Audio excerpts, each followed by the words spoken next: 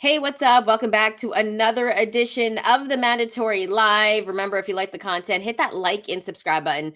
Also, follow us on our social media channels. We're at the Mandatory TKO, and you can also find us on the audio side as well. So, if you got a couple of minutes, leave a rate and review.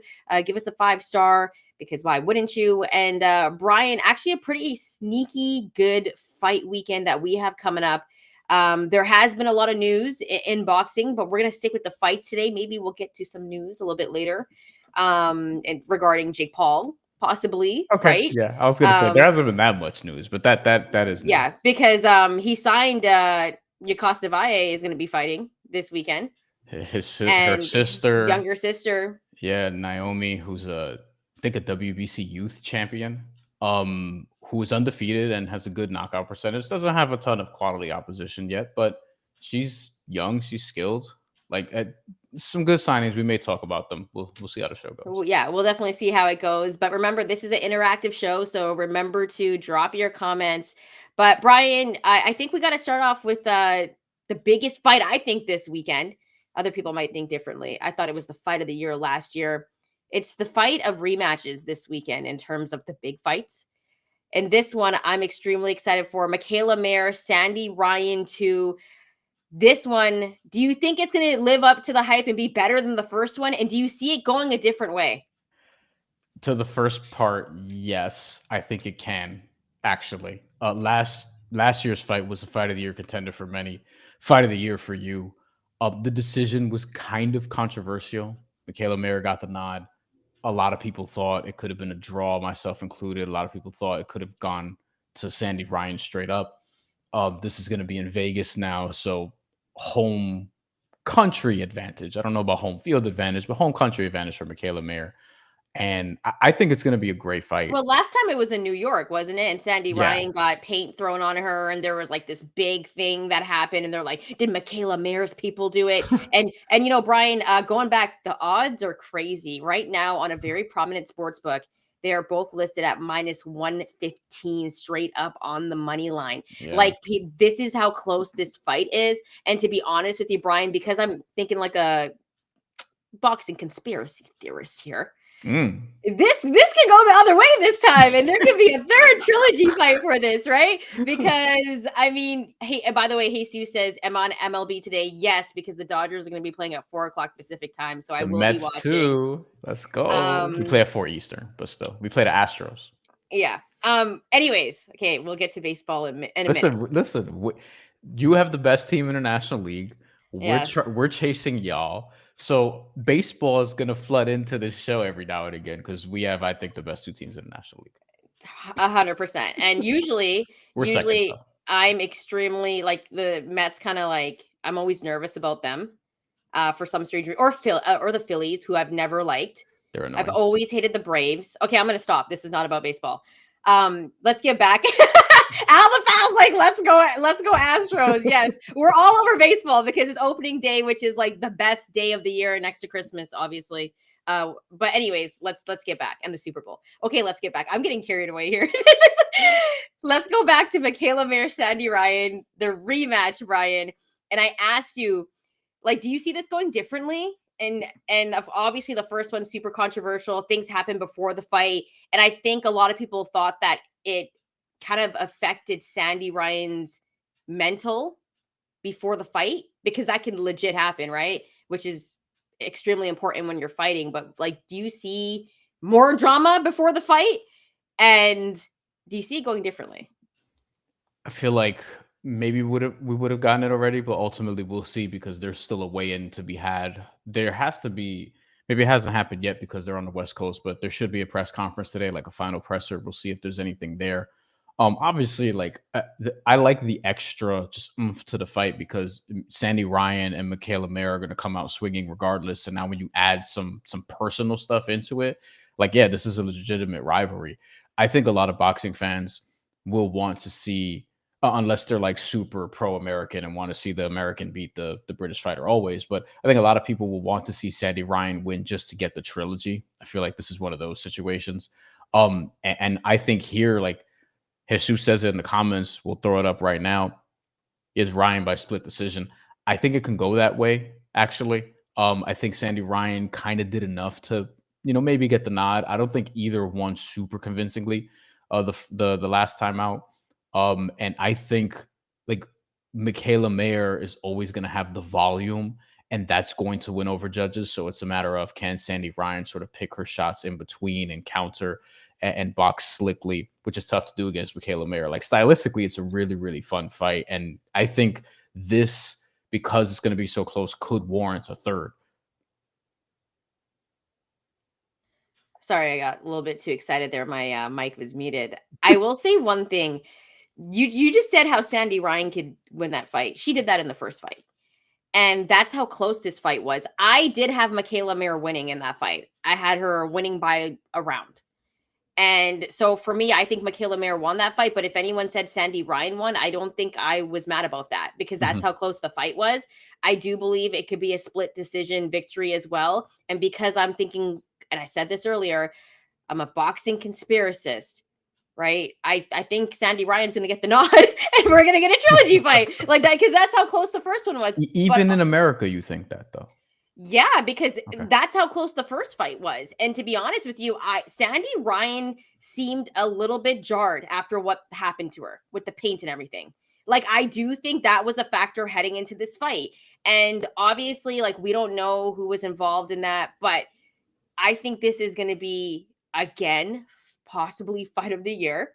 And I think we're probably going to get a trilogy fight. I'm placing my money on Sandy Ryan for this one because I feel like she's more motivated than ever. And to be honest with you, like, I think Mikaela Mayer is going to make it really close. I think she's going to look better than the first fight. But this time it's a little bit more personal because of what happened in that first fight. And Sandy Ryan thought she did enough, and a lot of people thought she did as well. I also think that because it is in Vegas, obviously that's Mikaela's backyard, but so was New York, and it was still close. Essentially, right? And I don't even think Mikaela Mayer cares where she fights. She fights overseas, and like she's just a beast. I don't think Sandy Ryan cares either, by the way. No, these two women are absolute warriors, and they're going to put on a good fight. But I'm going to lean towards Sandy Ryan getting the victory for this one, because I think they're going to give us a trilogy fight. It's too good of a fight, Brian, for them not to give us the trilogy fight. IMPK says, I had Mayer Ryan wider for Mayer than the judges did, which is interesting. So I will pull up those scorecards. By the way, this is for the WBO welterweight title, worth noting there. I wonder what will the winner do. Well, if it's Mikaela Mayer, like what's next for her? Like that's a discussion to be had. The scorecards were 97, 93, 96, 94, and 95, 95. 95, 95 is how I had it. You had it, I think 96, 94 for Mayer. Yeah. And then the one judge had it 97, 93. For me was a bit too wide. Jesus asks me the goon question: who's hotter, Ryan or Mayer? That's not a question for me. If you want to know about any guys, I am PK13. I'll be willing to tell you. This is Jesus. This is Jesus. Oh, this is Jesus. I usually tell Brian off air because I don't want to say stuff like that on air. I don't think IMPK would ask this question. Actually, that's true. I'm sorry, IMPK. Jesus. I'm probably also not going to answer this. Well, actually, Jesus was specific. He was like, Brian, who is hotter? Actually, can you please answer that question? No, just answer the question. Like, I want you to answer the question. I would answer the question. No, we're not doing this. No, please answer we want to know. Like this is the mandatory live, and this is the mandatory question. Okay, this is a new segment we're gonna have on the show. Al the Pal says no, we don't care. We don't care about the guys. Let's say it's a draw. How about that? Oh my God, this is like turning very political. You'd be a great politician, Brian, for that. We don't care about your question. I mean, there are some instances where it may be a little bit more obvious, is what I'll say. Yeah. TJ, back to the fight, says could be 5-5, but not for Mayer. Could see it 5-5, but not for Mayer. Oh, okay. So you were okay. Before that, my bad, TJ. I got you. I was there, had a 6-4 for Ryan. I was there too, actually. I just had to dip out. You had to dip, didn't you? I had to dip. That was Julius Randle got traded, so I had to go do other work. And we went on buckets and talked about Julius Randle got traded for Karl Anthony Towns. What the fuck just happened? I remember when that happened. A crazy day. Crazy day. And I saw this fight. Though. Yeah, and I saw this fight like after because I was working a football game, and I remember I've seen this fight with Sandy Ryan and Mikaela Mayer at least 6 or 7 times. I've rewatched it because that's how good the fight was, and every time I have Mayer winning. So I haven't scored it any differently, but I could I see why people could say why Sandy won. I have seen Mikaela Mayer in person though, but it was very early on in her career. I'm looking at it now. She was on two Vasily Lomachenko undercards at the Garden. Actually, she was on the undercard for Lomachenko versus Rigondeaux very early on in her career. Wow. Okay. Lionel Watson says the judges under the Nevada Commission tend to favor the more active puncher who moves forward, which would be Ryan, in my opinion. I don't know if it'd be Ryan. I do like Nevada. Yeah, they have a similarity to Texas in that way. I feel like Texas often rewards aggression, even though that was not the case when Katie Taylor fought Amanda Serrano the second time. But that's something that Paulie Malignaggi has complained about in the past about the Texas Athletic Commission. Yeah. I think it's going to be tough. I'm going to sprinkle on the draw. I'm definitely going to sprinkle on the draw. The draw is going to have a lot of value to it. It is plus 1,200 at one book. I think I saw plus 1,400 on another. That's obviously better. And I think this is a fight where you could look at Mikaela Mayer by split decision, Mikaela Mayer by majority decision, Sandy Ryan by split decision, majority decision. I think Sandy Ryan by split decision is something I will bet. Probably a little sprinkle, plus 550. Mikaela Mayer by split is 500. I think that's tasty also. Mikaela Mayer majority decision 1,200. Like, I think for a fight that's expected to be this close, if you look at the bets that basically aren't by unanimous decision, you could find value there. That's something we talk about often.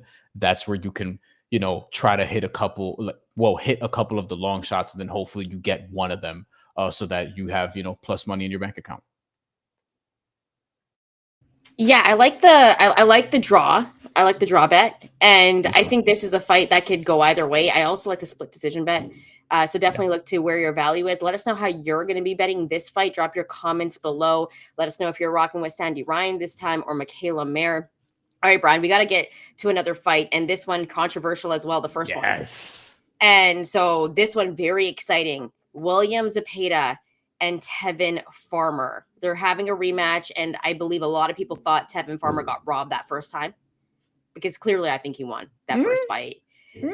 I think he won that first fight. And I do too. I do too. And so now I'm not gonna say robbery, but I thought he won it. But I had him winning by a point, so okay. it wasn't crazy. The knockdown was the difference. The surprising thing to me. So William Zepeda and Tevin Farmer fought November 16th of last year. This was in Riyadh. This next fight is going to be in Cancun. So now Golden Boy is just basically like, yo, we really want to make sure Zepeda wins this fight. So we're going to put this in Mexico for him against Tevin Farmer, who now has to overcompensate again to probably get a fair shake.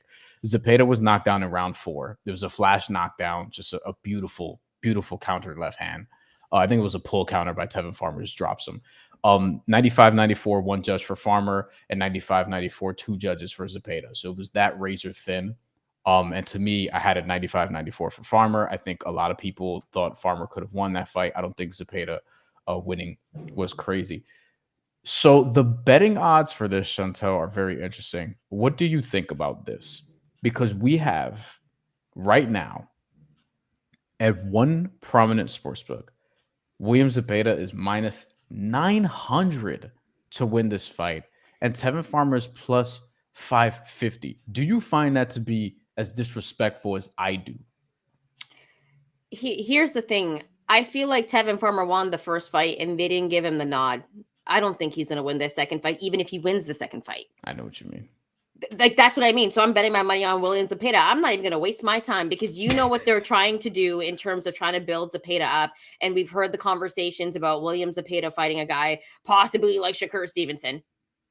We thought that fight was going to happen. That fight's probably still going to happen this year because Shakur got to fight somebody. And William Zepeda is a name, right? Like, he's a name that people think, and he's a worthy opponent. And so I feel bad for Tevin Farmer. He got robbed the first fight. And that's why I'm not going to put money on him on the second fight, because he'll probably win again and we'll have the same exact ending. So I'm not even going to waste my time and lose money on this one, Brian.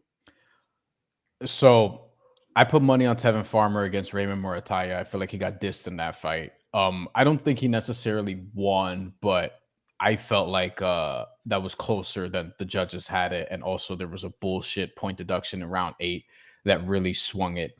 One judge had it 95-94, so Murataya would have won on a majority decision as opposed to unanimous one. But I think there was a real case for a draw. Just Farmer lost some steam late, and then there's a beta fight we just talked about. So this would be probably the third straight fight, Shantelle, that I do sprinkle on Tevin Farmer by decision, even though I think William Zepeda, like, I'm probably going to hedge with a William Zepeda bet because I think this is in Cancun.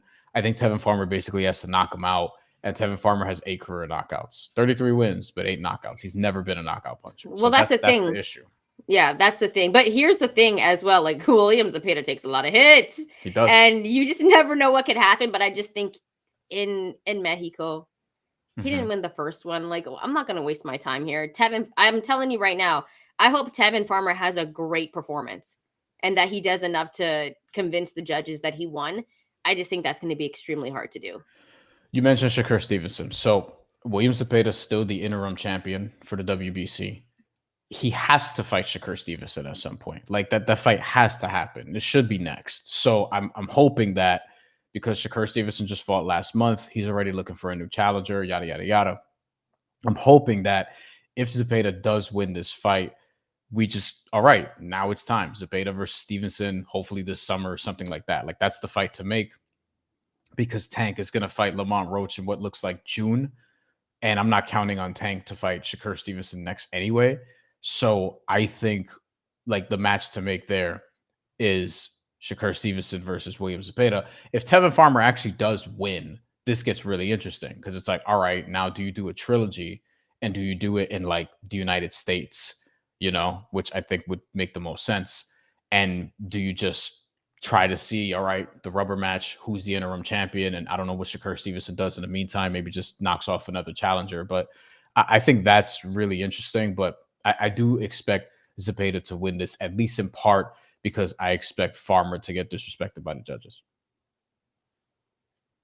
Yeah, and that's why I don't have much to say about it because I think he will get disrespected by the judges. Al the Pal, they all do bad in their country. Mexico might be a bad place. Munguia, Canelo, they did bad in Mexico. Yeah, because there's a lot of pressure.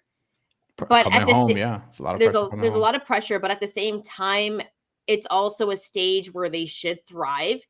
And if William Zepeda needs a big performance, it's this one because I think people know he didn't win that first fight.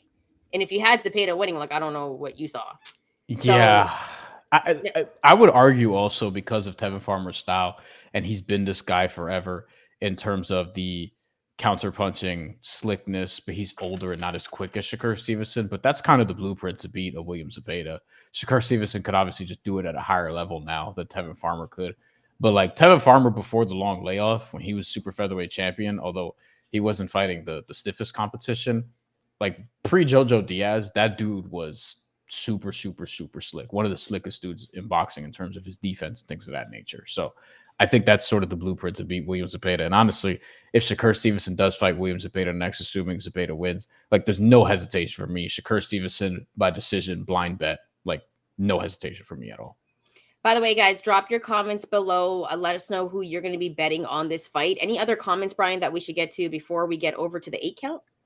People in the comments are debating the heights of Mikaela Mayer and Sandy Ryan. Mikaela Mayer is listed 5'9" with a 66.5-inch reach. So that's like a 5'6"-ish reach. She looks like she's 5'10". That's a negative reach. She's pretty tall in person, actually. Yeah, like Jesus says, are Ryan and Mayer really 5'10"? Like, I don't know about Sandy Ryan. She's listed 5'8.5". Yeah. 67.5-inch reach. Both of them have negative reaches, but Sandy Ryan slightly longer reach. Mikaela Mayer, listed 5'9". That's she's slightly taller than I am, so that makes sense. Yeah, she looks tall, dude. Yeah. TJ, Mayer has the come forward style, definitely. She definitely has the come forward style. She's active and she uses her hands really well. So it's going to be a very, very close fight, and I'm putting it up there. I think it's going to be fight of the year for me as well. Any comments that we didn't? Oh, here's one. Jesus, Ryan must cut off the ring. Ryan does have power, though. She does pack power in her punches. I agree. So, and Mikaela Mayer does take some hits as well. But this is going to be a banger. Like these two women are going to put on an absolute show. Bryan, I think we could probably get to the 8 count now. We'll stop on Steven's comment real quick. Just, RIP to George Foreman, who we lost Yeah. pretty recently. I think a lot of people have had time to sort of process this a little bit, but he asked if either of us met George Foreman. I have, but like in a very quick, he was just kind of going down saying what's up to people, media and whatnot. This was at the Garden, five, not 5 years ago. That was COVID. So a little bit before that. It seemed nice, as everyone said, but also his accomplishments. Like, yo, dude, people forget Joe Frazier had already beaten Muhammad Ali by the time George Foreman beat the shit out of Joe Frazier, knocked him down 6 times and won his first heavyweight championship, and was the most feared man in boxing and in the heavyweight division, and at a time where boxing was still one of the biggest sports in America. Like, George Foreman is a fucking legend, right? And he loses to Muhammad Ali, and then eventually he has the amazing comeback, beating Michael Moore, just being in the ring with the top guys at heavyweight in the 90s. Many years after what we thought was his peak. He kind of had like a second peak run. Obviously, he wasn't like the same type of dude, but different. And then, just sort of completely transforming his perception. People thought he was a mean, nasty, dude with an attitude. Everyone was scared of him in the 70s. And then in the 90s, he's this big, lovable guy. And obviously, the grill, which, listen, if you ain't got that much bread, like that shit got you through life at some point. We had a couple of those in the crib. Shout out to George Foreman. He lived a great life. And yeah, he has also a shit ton of kids with similar names. So his legacy will undoubtedly live on. I'd never met George Foreman before, but I think Bryan kind of summed it up right there. Also, just one of the best characters I think boxing has ever had. One of the best stories. I mean, did you get to watch the George Foreman movie that came out? No, we were asked about that in the comments, though. I have not. Is it good? I liked it. Okay. I like boxing movies, though. Those movies always scare me. You know what really? I mean? Like, because I if you know a lot about a subject, and you know a lot about a subject, you get a little more particular about, like, man, they better get this right and this and this and things of that nature. I haven't watched the Mike Tyson one on Hulu because Mike Tyson came out and said they didn't ask me for shit. Fuck that, yada, yada, yada. Like, so that's why I was kind of just like, ooh, so I'm probably not going to watch that. But yeah, if it's good, yeah, I'll definitely go watch it. And I've watched since some old George Foreman highlights again. Shit, we did in one of my college classes. It was either news writing or sports writing. It was probably news writing where I picked a sports subject, but we had to actually write about the Rumble in the Jungle. We had to write about like all these old school fights. So we watched a bunch of like Joe Frazier, Muhammad Ali, George Foreman, Ken Norton, a little bit of Floyd Patterson, who was like before all that, but still Sonny Liston, obviously too. So yeah. Heavyweight division in the 70s was fucking nuts. Oh my God. Yeah, you know what? It's kind of crazy, but like everyone always asks me like what time period I wish I could go back to. And I think I wish I could go back to that time period to watch all that heavyweight boxing. Like I think I would like just to be in the moment to watch it, because this is so totally off topic, but boxing isn't as big globally as it was once before, especially when those heavyweights were pretty much the kings of boxing, right? And now I don't know about you guys, and we're like in New York, they probably have a bunch of like, I guess, fight parties and stuff, right? Do you guys have fight parties at bars and stuff? Not like before, honestly. Yeah. Okay, so listen to this. This is what I found out just recently. I found out that in Vancouver, BC Place, which holds like it's our stadium out here, which holds like over like 50,000 people, they would have showings of the boxing fights, and people would buy tickets and watch it in the stadium, like in the 80s and Really? 70s. Yeah. And so the way that I found this out was because I work for TSN, and a director gave me a poster from back when Hearns and Sugar Ray Leonard fought, the original poster that was on the wall, and it was like pay, like it was the actual fight poster, and you could buy a ticket to watch it at BC Place. Which is crazy. So there's more boxing culture in Vancouver than I thought. Well, I didn't even know that. Then you thought even too. I was like, yo, well, sorry, it wasn't at BC Place. It was at the Pacific Coliseum where the Canucks used to play, like when they first started, right? But still, that's still like 17, 18,000 people, whatever. But I was shocked. I was like, they did this in Canada?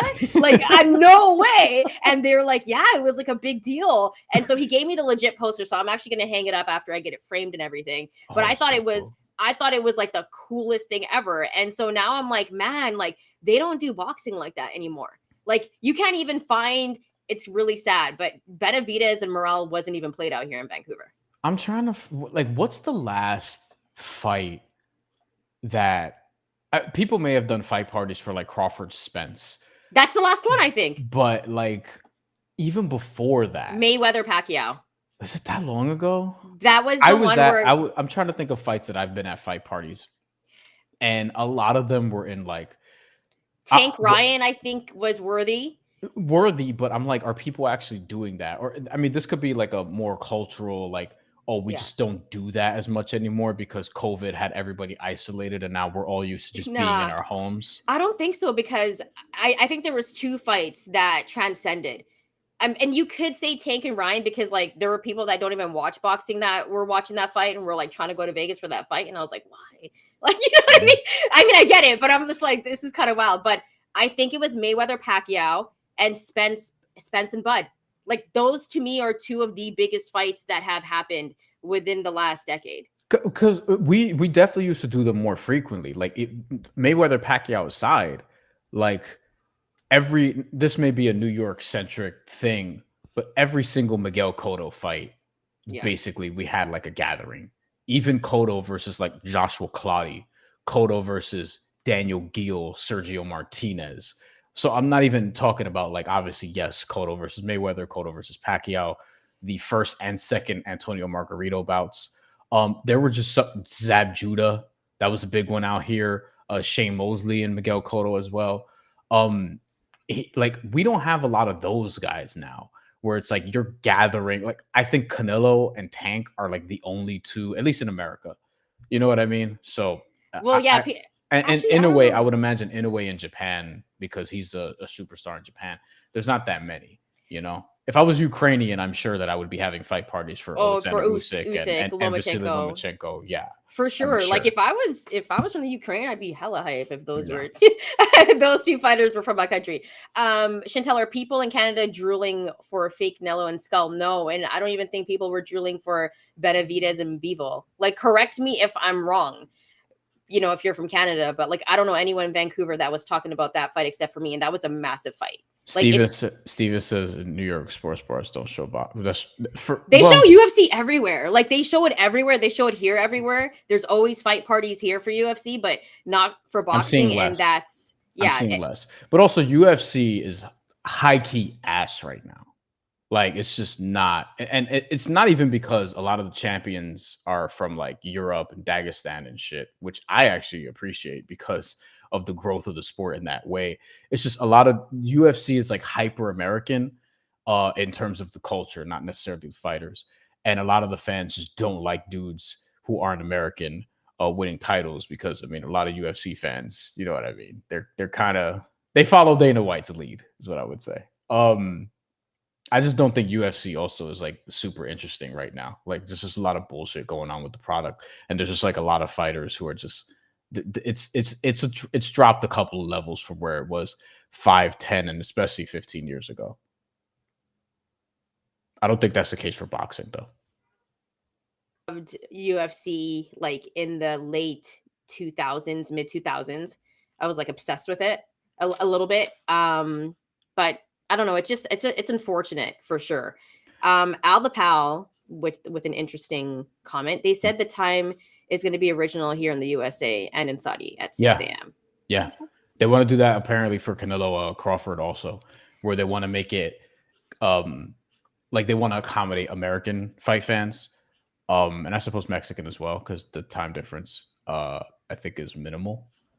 But yeah, it's going to be in the morning in Saudi. So there's going to be undercard fights fighting like 3 a.m., 4 a.m. local time, apparently. So don't know how that's going to be on the body.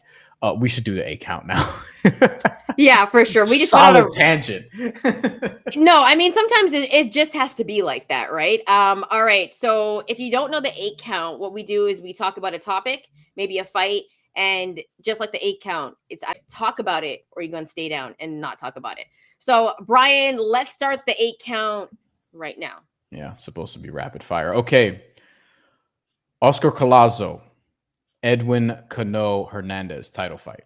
I'm staying down, but Oscar Collazo, I think people sleep on him. That's all I'm gonna say. You know I'm getting up for Oscar Collazo. That's why I stayed down because I knew you were about to get up. Okay, so Alda Powell says Bud Crawford. I'm thinking of another fight that's supposed to be in Riyadh that it's not Canelo Skull, but we'll talk about that another time. Regardless, Oscar Collazo is defending his title against Edwin Cano Hernandez. It's not the stiffest challenge in the world, admittedly, but it's a great, what I think is a showcase fight for him, fighting for world minimum weight or defending his world minimum weight championship against a dude who is Mexican from Mexico. Like that's worth noting. Cano's 4 career knockouts, so like Oscar Collazo probably is going to be able to go in there, do what he wants to do on the inside. We'll see what happens. Betting wise, because I was just looking for this, he is minus 5,000. So this is not a fight that I would necessarily bet on, but I'm just excited to see Collazo. I think he's going to be really, really good, and I think he'd be a bigger, he'd be becoming a bigger star if he was just in a better weight class. But we'll see. You could kind of move up a little bit easier in those lighter weight classes, so maybe we will see him at flyweight at some point or something along the lines. But right now at minimum weight, he's the best, I think, Yeah. in the world. So he's really good. He's really fun to watch too, and that's some of my favorite weight classes to watch. I'll go with this one. Yocasta Valle and Oof. Marlon Esparza. You gonna stay down or get up for this one? I'm getting up also. This is solid Jesus fight. dropped a comment about this earlier. I love this fight so much.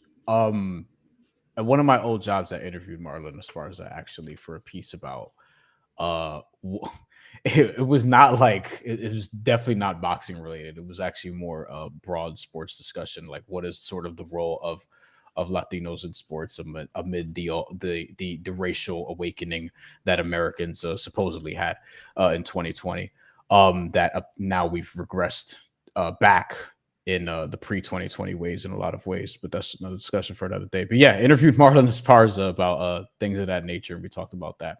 I think this fight's going to be really, really interesting. I don't know if this is for a championship, but I don't believe it is. I could be yeah, wrong though, but like this is gonna be. I could see this sneakily being the best fight of the weekend. I'm not gonna lie to you about that, right? So I think the women's fights are actually gonna be a standout. However, Yocasta Valle, yeah, I really wanted that rematch with her and Sinisa. yeah. It never happened. I also had Valle winning that fight. Just want to throw that out I there. had it. I had a draw, I think. So this is interesting too because Vaya is moving up 2 weight classes.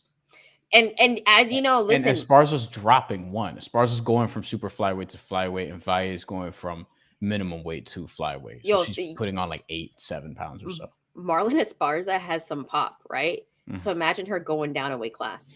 That's all I'm gonna say. But Yocasta Valle, I got Yocasta Valle in this one. I think she's gonna put on a great performance, and I think she can fight in this weight class as well. Brian, any final thoughts before we move on to the next one? Yeah, I think this is going to be one of the most interesting fights. There's going to be a bunch of action in it too because of the styles. I think Yocasta Valle is the technically better fighter, like slightly more technically sound. Marlon Esparza's got a couple of favorable decisions on her resume, which people have complained about over the course of her career. Trying to find the odds from it, but I can't really. I don't know why they're not necessarily showing up, but I imagine the odds will be very close when available. But I would favor Valle and I would favor a decision here. Just also got to remember though, Esparza's got favorable decisions, and after all, this is in Mexico. She is Mexican, so it's worth noting that as well. Yeah, for sure. Brian, I'll let you get this one, and obviously we kind of have a thing going here. Brian Norman Jr. versus Derek Cuevas. Staying down or getting up, Brian? Derek Cuevas is Puerto Rican, but I'm staying down. Oh, I thought you were gonna get it for this one. That's why I was like, you could take this one. You could take this one. Anytime it's someone Puerto Rican, I'm like, yeah, I'm gonna just stay down. Let Bryan take this one. I'm gonna stay down too. I think this is gonna be actually a tough fight for Bryan Norman Jr. Yes, And I we'll really see. want to see him back in the ring, but this is going to be a tough fight. But I think this one might be a little bit tougher, and I'm excited for this one. Bruce Carrington and Enrique Vivas. This is a solid fight, yo, and I think it's a tough test for Bruce Carrington. Steven has some funny comments that we'll get to at the end of the A count here. Bruce Carrington, I'm staying down for this one. I've got to be honest with you. Okay, but isn't this a tough fight for Bruce Carrington? I feel like it is. I think people are sleeping a little bit on Enrique. I got to be honest. When I saw this fight was still coming up, I was like, I thought he beat him already, because I feel like he's beaten this type of dude like numerous Probably. times throughout his career. Slice up a competition, but I'm at the point with Bruce Carrington, and this will be a theme with a couple of other dudes where I'm like, all right, I want to see like the fight now, you know, Yeah, for sure. All right. especially if you're ranked that high. Like I want to see the fight at this point. All right. So I'll let you get the next one there. I'm staying down for this one. I'm letting you know right now. Tiger Johnson versus Kendo Castaneda. Stand down. Wait, can I actually just say one thing about this? Yes. Like I'm like, I'll get up and have the referee like just sort of like go here. Like I'm just gonna buy some time real quick. With Tiger Johnson, there's been multiple just performances, so he needs to answer for that. And then this one, I think you're getting up for this one. Got to be honest. Emiliano Vargas versus Giovanni Gonzalez. Normally I'd get up for this one. The only thing I'm going to say is I'm wobbling right now, and the ref's like going to be like, "Yo, you guys know how I feel about the Vargas family." That's all I'm going to say. And this is going to be another good performance for him. So I kind of got up for that one. Are you going to get up or stay down? I know I'm staying down, but I know it's Top Rank promoting their guys and pushing their young guys. I kind of feel like shut up. If you donate to the show, we get right to your chat. And Al the Pal, thank you so much. Love you. Can't let my boo Shantelle go without her Starbucks. Thank you. I really do appreciate that. I love when the inside jokes just continue. But real quick, what I was going to say is I know that Top Rank is pushing their dudes, but I kind of think all of the guys on this card in these one-sided fights are ready for a little bit more. Like I feel like Emiliano Vargas could be fighting somebody better than this. The same with Tiger Johnson. I think Troy Izzy's back on the card. I don't know what's going on there, but like all these dudes, Bruce Carrington, they're all ready for something a little bit more. Even Bryan Norman Jr. is fighting Derek Cuevas, who hasn't fought since 2023, and honestly is not really welterweight championship contender like material. With all due respect, I think the main event for this card is stronger than the Cancun card. I think Mayer Ryan is a better fight than Zepeda Farmer slightly, but I think in the card top to bottom in Cancun is better and more interesting, especially with Valle Esparza, Oscar Collazo. Like I think that's a better at least main card.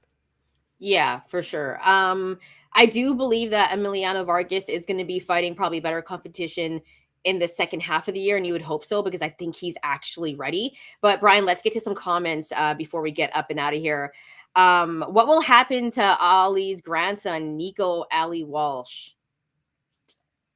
Commentary, I think he'd be good at it, honestly.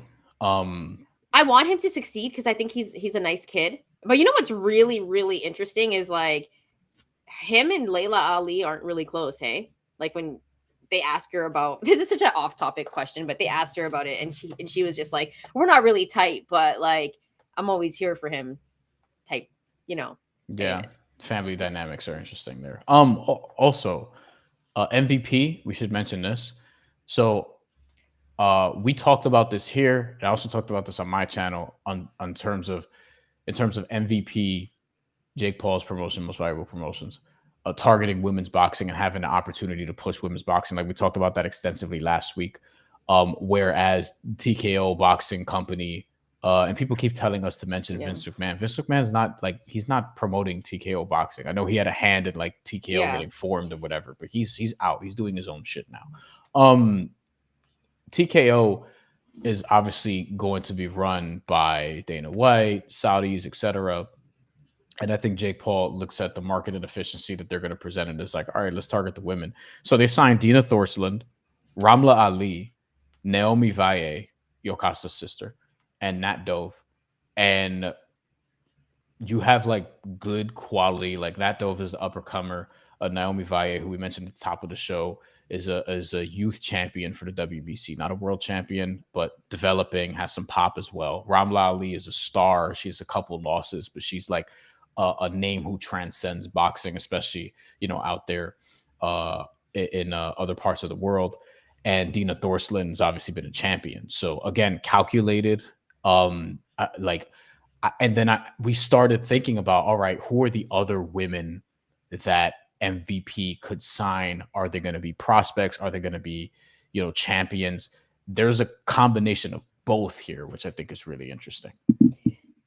I think Jake Paul going into the business of just focusing on women's boxing, and then you also got Amanda Serrano there too, is genius. Because as you know, Turk hasn't put on, I think he put on one, right? There's one boxing fight. Like Sky Nicholson versus Raven Chapman or but whatever. Even then, like Clarissa Shields was like, yo, Turk, holla at me. And he didn't. And she's arguably, she's the GOAT, right? Like you could argue it's her or Amanda, and she's not fighting down there. So I think Jake Paul, who is, regardless if you like him or not, he is such a good businessman.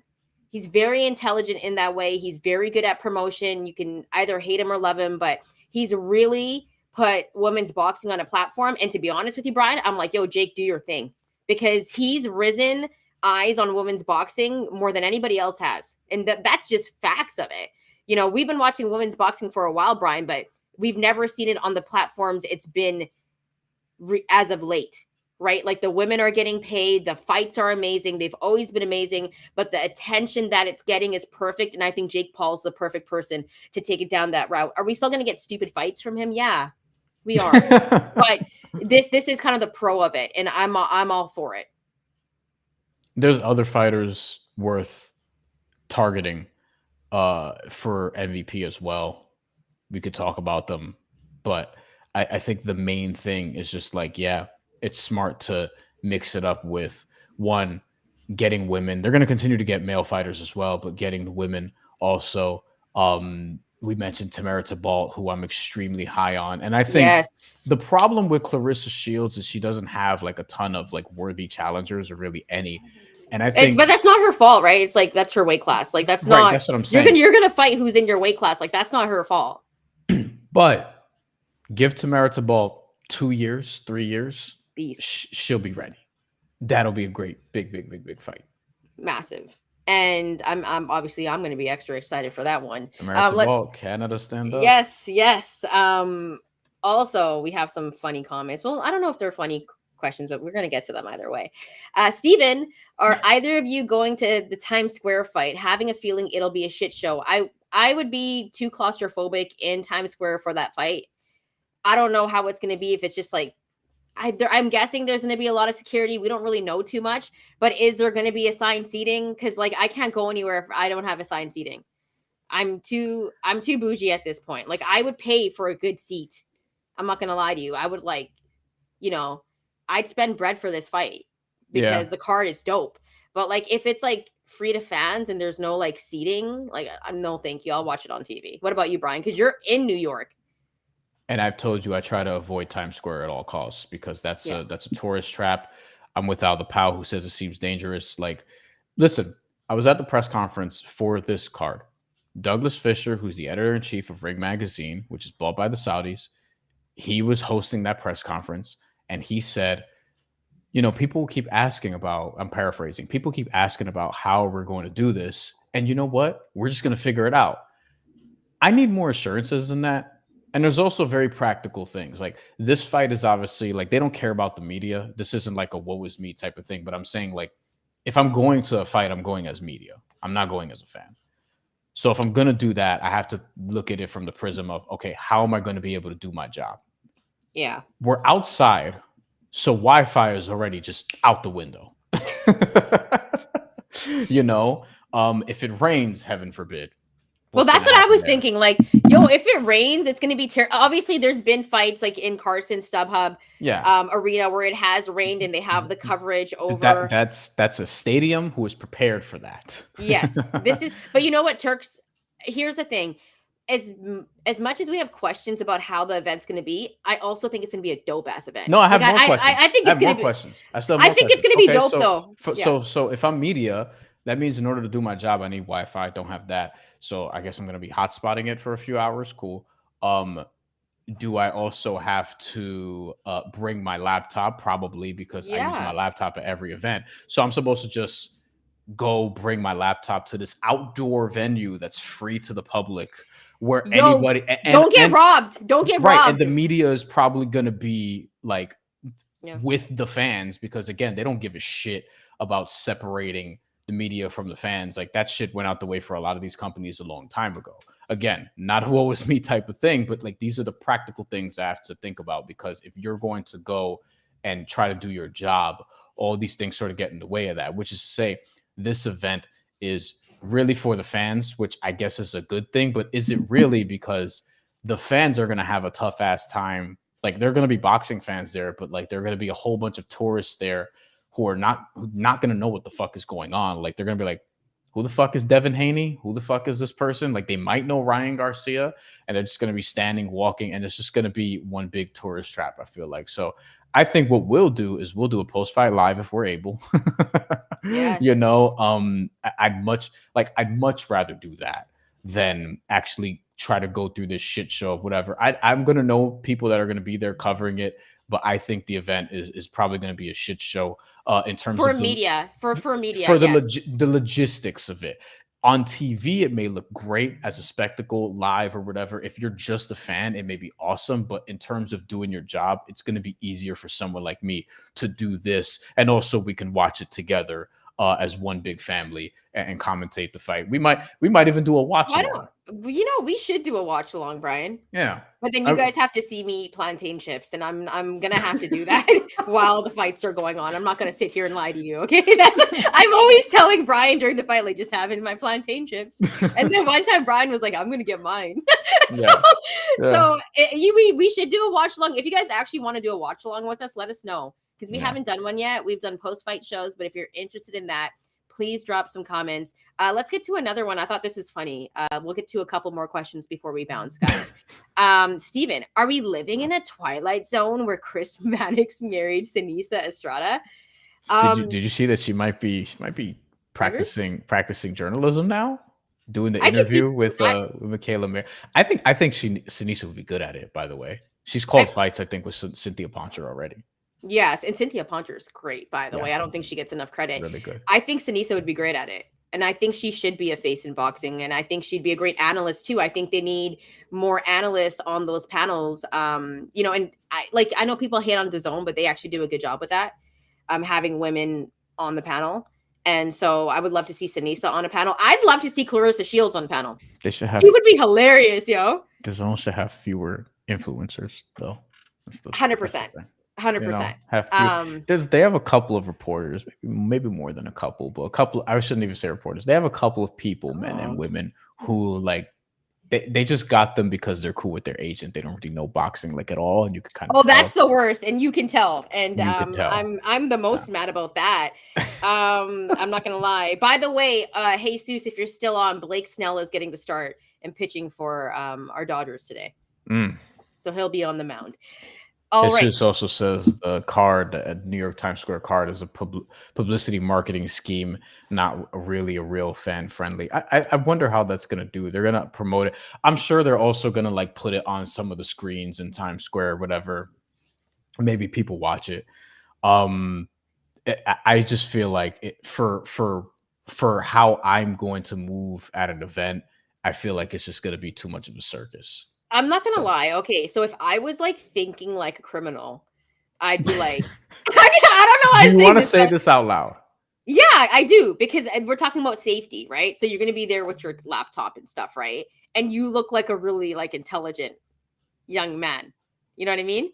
You got the glasses. I'm Not also not saying I'm that. also not that big. Granted, I got, you know what I'm saying? I got Like, yeah, hands, but yeah, I'm not a big dude. So like yeah. somebody may be like, yo, I could take this one. Like if I was You know like what I'm a saying? big dude and I saw Brian, I was like, look at this like New York Puerto Rican kid right here with his you look because Brian's like mad intelligent. I always say this. I saw you I with like a appreciate that. MacBook Pro. I saw you I saw you with a Mac. I might try to jump you. MacBook Pro, Because I don't like a the model from within the last 3 years. You know what yo, I'm saying? I'm just saying like I'd also have like a monopod. I would also have like obviously a phone. You know what I mean? Like there has to be security there because like there will be. It's just will it yeah. be enough? And then also it's like, get home safe because it's like absolute madness. Like there will be people. I swear, like it's summertime, like getting close to summertime in May, Spring, yeah. right? And the weather's nice. People start acting crazy. I swear, it just happens. Like it happens here too. Like people start acting crazy, and it's New York City, right? It's And it's Gotham City. Friday night. Yeah, It's it's gonna be Friday wild. night, you It's gonna know? be wild. But I'm just saying, like if I saw you on the street with your laptop and all that stuff, and I was a criminal, I'm not saying I do this. I have like in New York, everyone who's really from New York. Nope. Actually, no, no, this is not funny. No, let me just say I'm gonna get canceled. Okay, that's not funny. It was just funny in the terms of like MacBook, it's a joke. iPhone, not an iPhone, Android. Oh yeah, you're Android. We don't want that phone. No, but I'm saying like if you're from New York and you just commute, everyone just has a face on the subway, which is to say everyone has a face. Especially if you see me at a boxing event, like I look annoyed all the time just because of the state of what boxing and boxing media have become in some ways. It's just very annoying to cover some of these events, even though I still like doing it. Don't get me wrong, but like it's not where it was before. Me and some other some of the other guys joke about this all the time, but it is what it is. But yeah, I don't think the event's gonna be smooth at all. So that's just my opinion. But that same weekend, Canelo fights William Skull, and now your Inoue fights on Sunday, so it's gonna be madness, and we're gonna have to figure out ways to cover all this stuff. Yeah. First weekend of May. It's gonna be, and I'm sure the NBA playoffs will be going on by that time. We'll be in the second round. Um, by then we might be talking about Knicks Celtics too. Yeah, it's gonna be wild. Guys, by the way, thank you so much for joining us. I know it was a little bit last minute as we tried to gear up to do this show this week, but we always appreciate you joining us and hanging out with us. Brian is going on vacation for a little while, going out of the country, but we Only a will be week. back. Only a week. Yeah, but we will be back after, and we're gonna have some dope things to talk about, and probably get prepared as well for that big fight coming up in March. Is ending, and we're getting into April, so we're gonna get some good fights coming up as well. I gotta take a look at the schedule, but this weekend sneakily good. So if you're making bets for any of these fights, please drop your comments below and drop your bet slip. Let us know what you're going to be betting on, what fight you're looking forward to most. Brian, any final thoughts before we get up and out of here? Are we doing a post fight live next weekend? Oh yeah, that's true. So you're back. I'm back on Saturday. My flight gets in early, and you're back on Saturday morning as well. Your flight gets in early. So we Friday. could. I'm back Friday. Okay, I'm back Saturday morning, like hella early, like 8 a.m. or something like that. So we could do a post fight show if you wanted to. Foxy asked what's the schedule. Honestly, the schedule is whenever we're free because we both have mad other shit we're doing. So we just try to schedule them in advance. And YouTube is supposed to. This is why you got to hit that little bell so that they give Please blast of do. notifications. YouTube's supposed to notify our subscribers when we're going live. Today we decided at 2. Typically it'll be like Wednesday, Thursday, but it also it depends on what the hell's going on in the sport. But tentatively, we'll be back Saturday, not this coming Saturday, the following Saturday, because I'm going away. Chantel's busy. She travels for work a lot. I'm traveling this week. Saturday, April, what is that, the 5th? Yes. We want to do a post-fight show for Richard Torres versus Guido Vianello, that card. There is another fight that day, if I'm not mistaken, that we can talk about. Is that Tim Zhu? Let me see. Yeah, he is fighting, right? Is that same day? I It's I that believe so, but it's like at a weird time, right? Like It's in it's their Australia. Sunday. Yeah, Yeah. it's Australia. Is there some? Yeah. So by that fight may be done by the time that happens. Tim Tszyu versus Joey Spencer. Also that weekend is Janibek's title defense, and there's a British heavyweight title fight with David Adelaide, who you may know from the Undisputed Boxing video game. So yeah, there we go. Lawrence Okolie is also on that card. Inexplicably, Lawrence Okolie is apparently the number one contender for the heavyweight championship according to the WBC. Wow. Despite having not won like impressive win at heavyweight or against an impressive name at heavyweight, which is ridiculous. But yeah, he's the number one contender ranked by the WBC. Lawrence Okolie is. That's really By the interesting. way, also just one fight at heavyweight, and like granted, TKO stoppage, but again, not against somebody who's like one of the best heavyweights in the world. All right, guys, we got to bounce. Thank you so much for rocking with us. Thank you for everyone that joined us. If you caught us late like Foxy did, damn, missed the show. We'll try to keep a little bit more of a steady schedule, but we're honestly really busy. But Foxy, we do appreciate you. Hit that bell so you can know when our show is going to be live. And Also, restart the guys, show. yes, please restart it. Leave your comments because we actually read all your comments. We might not get to them all, but we do read your comments and then talk about it on WhatsApp.